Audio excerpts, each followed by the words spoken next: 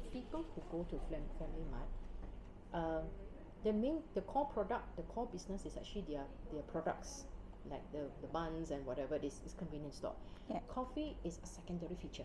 So that's why they say, okay, they know people come in may not necessarily be for the coffee itself.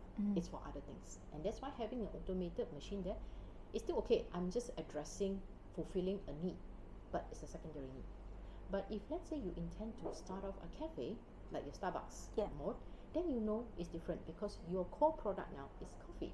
And which means the people who come in, 9 out of 10, if not all of them, are there for coffee.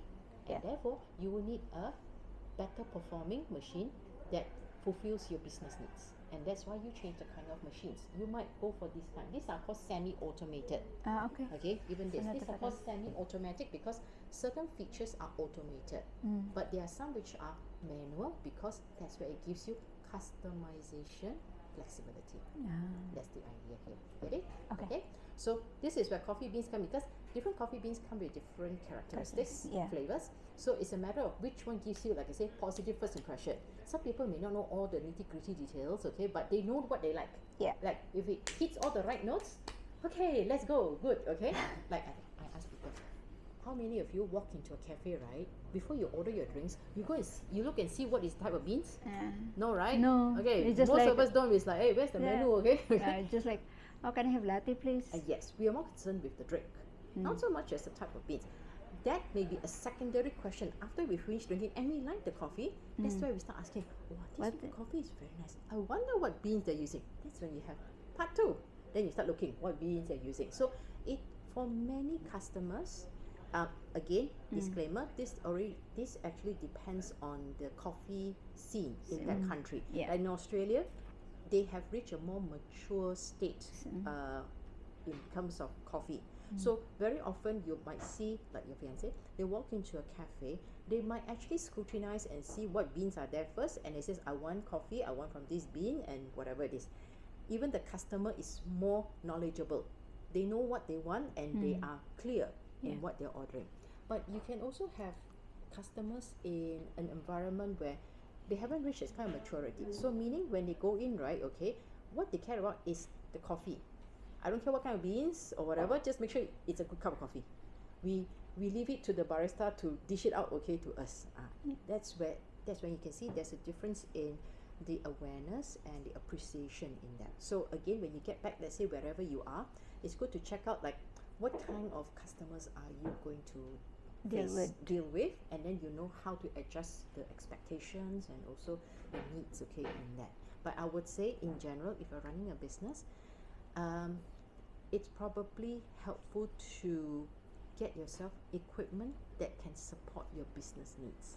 Because even coffee machines, there are two types, domestic types and business types.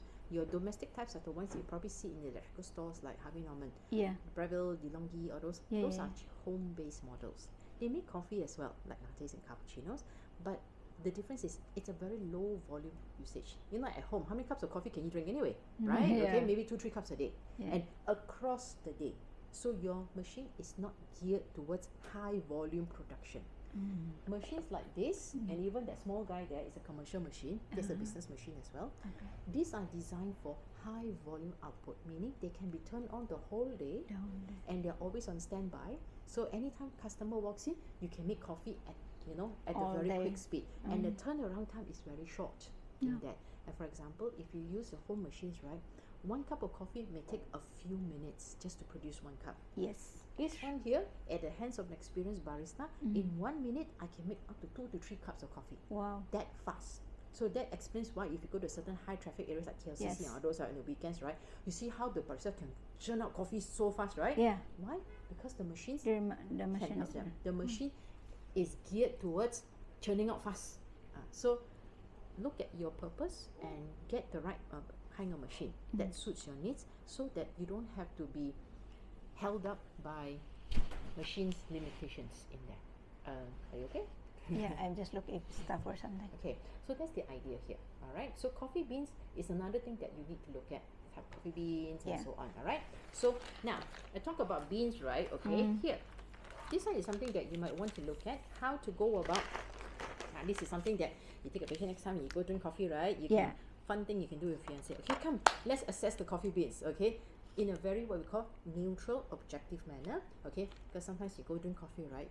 You may say nice, he may say not very nice, but then when you try and compare why is it not nice or why is it nice, your criteria is all over the place, okay? You're looking at different directions. This one is a more systematic, structured way of assessing it. So the first one is roasting. Roasting normally refers to the intensity of your coffee. Like in general, I like strong coffee, medium strength coffee, this is your roasting level. Espresso beans, or at least beans used for espresso machines like this, once they are roasted, they are generally classified into 3 categories: light roast, medium roast, and dark roast. Okay, the name already suggests the strength. So light roast is very mild, light in taste. Great for people who can't stand strong coffee. Yeah. Medium strength coffee is when you drink the coffee, okay, or the espresso, the taste hits you faster and stronger. Okay, but not to a point that it's like, it's too strong. No, this is where dark roast coffee comes in. If let's say you generally prefer your coffee to be really strong, you know, when you drink coffee, right, your thinking is, when I drink coffee, I want the taste to hit me now and strong and fast. That's dark roast coffee. Some people want the instant. I want it now, I want it strong, big dosage. That is your dark roast coffee. Right? A lot of people, when they first start off in the world of coffee, right, they may not know a lot of things about coffee, but they do know the strength of coffee that they want. This is probably where you look at the roasting level. Okay. Okay. So this is medium roast. So if you're not sure what kind of beans that you like, always start with medium roast. If it's too strong, dial it down. Okay. If it's not strong enough, okay, level up. Yes. Okay, in that. Now jump to number 3 first, which is aroma. Aroma refers to the smell. Now, a lot of my students have mentioned that aroma matters a lot. It's a major criteria to them, because they say it's like preview. If it smells nice, wow, I look forward to drinking it. You know, yes, okay. Mostly it will comes to aroma like, yes, this is good coffee. And you notice that for a lot of cafes, right? You notice how they don't close their doors. Cafes are always open. Oh yeah, because they come in here, yes, like inviting. So basically, if you're running a business, aroma is your free marketing agent. Just let it waft out. Okay, it smells nice, people, but what is it? Yes. Can we go inside, please? Right. And this is actually true, real life experience even for us. You see, we're on the first floor, right? At times we have class, my students are making coffee, you know, having a good time out here, right? I get people randomly ringing the doorbell, and when they come out, I say, can I help you? I say, why? So, you have coffee? You have coffee? I say, we don't sell coffee. Why? Oh, I smell your coffee from downstairs. So nice. See? This is real experience, okay, that we have here, all right? So I do tell them, if my class is ending, right, I say, if you don't mind waiting, you let my children finish, I make coffee for you, right? But they say cannot, then I say next day lah, okay? So that is really to show you how aroma can be a very helpful tool in attracting your customers. And for some people, it's like preview. If it smells nice means, right, probably the coffee's going to taste nice, you know. I look forward to drinking it. Like half the battle is won, you know. Okay, so that's why you have aroma. These 2 parts here actually refers to this aspect of coffee called cupping notes. You see here? Yeah.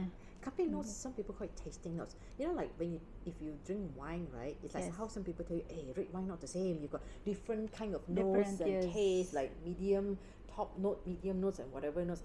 Coffee is like that. When I mentioned coffee is not a one-note performer, it's what I meant. You have your bitterness first, but then you have your other minor notes, okay, at the back. So when it comes to coffee tasting, I do normally suggest to drinkers, when you taste coffee, don't give up so soon. You'll probably be hit by a big wave of bitterness, which is quite normal, especially when you drink espresso. Yeah. But if you hang in there long enough, as in like you keep pressing and tasting it, eventually the bitterness starts to lessen. And by the end, right, you will start to experience some minor taste coming out. So these cupping notes don't necessarily come out at the beginning of tasting. They come out at the end. When the big guy is gone, actually the small guy, you know? Yes, seriously, okay? A lot of my students, I tell them, yes, bitterness is very intense, especially when you take espresso shots. No wonder if like the coffee is almost gone. I love to like everything to like nothing left because the minor taste will come out. Yes, you just have to let the major taste comes out. I tell you, like in terms of people, right? Imagine like for you, right? You go to a party, right, with your friend, okay? But your friend is a 6'5" guy. Big size guy standing in front of you, right? I'm pretty sure nobody can see you from behind, right? Yes, true. But when your friend move out, hey, There you are. Okay, so in a way, it's like, this is like coffee. The bitterness is like your 6'5" guy, okay? Big one, okay?